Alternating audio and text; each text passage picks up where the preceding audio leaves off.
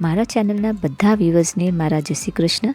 આજે આપણે બહુ જ ઇઝી અને ટેસ્ટી આથેલા આમળા બનાવશું, જેને આપણે એક જ દિવસમાં ખાઈ શકીએ છીએ। હા, બિલકુલ એક જ દિવસમાં તમે ખાઈ શકશો। તો ચાલો રેસીપી જોઈએ। ચાલો રેસીપી શરૂ કરીએ। તો અહીંયા મેં સરસ મજાના ફ્રેશ 1 કિલો આમળા લીધા છે। તો આમળા હમણાં ભરપૂર માત્રામાં આવે છે બજારમાં। એક પેનમાં મેં અડધું પેન ભરીને પાણી ગરમ કરવા મૂક્યું છે। પાણીમાં થોડુંક હલકું શું બોઇલ આવી ગયું છે। હવે એમાં 1 ચમચી ભરીને મીઠું નાખવાનું છે। 1/4 ટેબલ સ્પૂન નાખું છું હળદર અને એને સરસથી મિક્સ કરી લઈશું।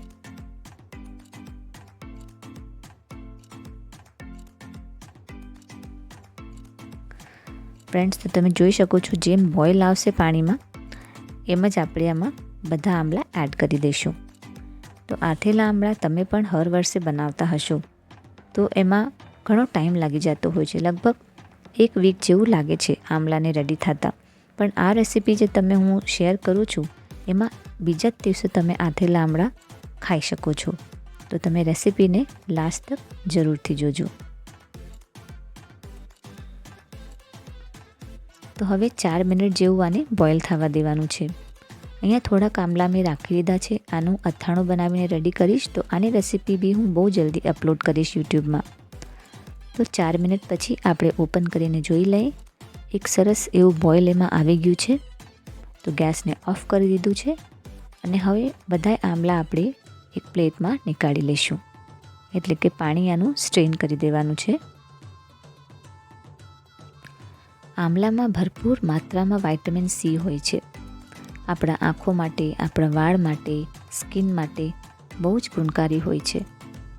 પણ આમળા બહુ જ ઓછા સમય માટે આવે છે, એટલે આપણે એને સ્ટોર કરીને રાખતા હોઈએ છીએ। અને આની ઘણી બધી વેરાયટીઝ પણ બનતી હોય છે। આનો મુરબ્બો બને છે, કેન્ડીઝ બને છે, મુખવાસ બને છે, ઘણી બધી રેસિપીઝ આનાથી બનતી હોય છે।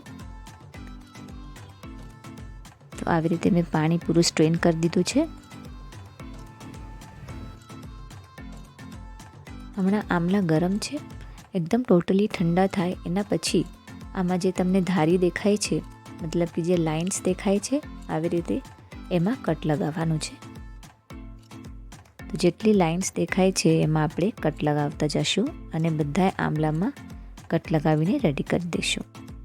તો હલકા સા સોફ્ટ થઈ ગયા છે આમળા, એકદમ કડક નથી।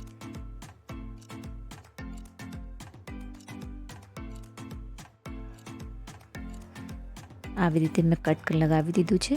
હજી એક આમળામાં કટ લગાવીને દેખાડું છું।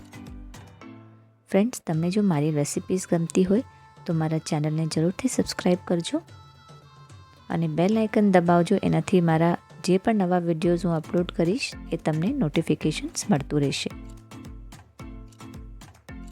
તો આવી રીતે બધા આમળામાં કટ લગાવીને રેડી કરી લીધા છે।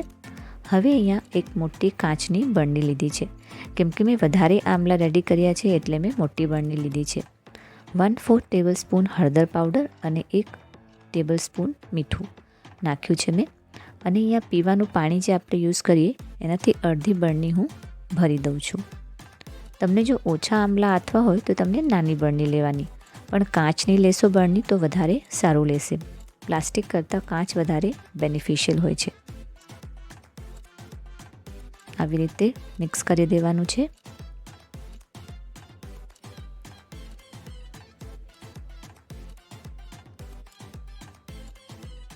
હવે જે આપણે કટ લગાવ્યા હતા એ આમળા એમાં નાખતા જશું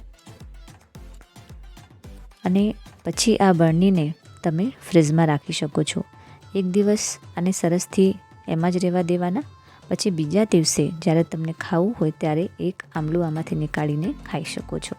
તો આ તમે ઘણા દિવસ તક સ્ટોર કરીને રાખી શકો છો, બિલકુલ બી ખરાબ નહીં થાય, એટલે ખરાબ થવાની તો કોઈ ડર જ નથી આમાં। તો અમારી બરણી રેડી થઈ ગઈ છે ફ્રીઝમાં જવા માટે। તો આજે મને આમળું ખાવું છે, તો આજે બરણી મેં નીકાળી છે ફ્રીઝમાંથી અને આ સેકન્ડ ડે છે। અને અહીંયા આજે હું આમળું નીકાળીને તમને દેખાડું છું। એકદમ સરસ ને ટેસ્ટી આમળું બનીને રેડી થયું છે।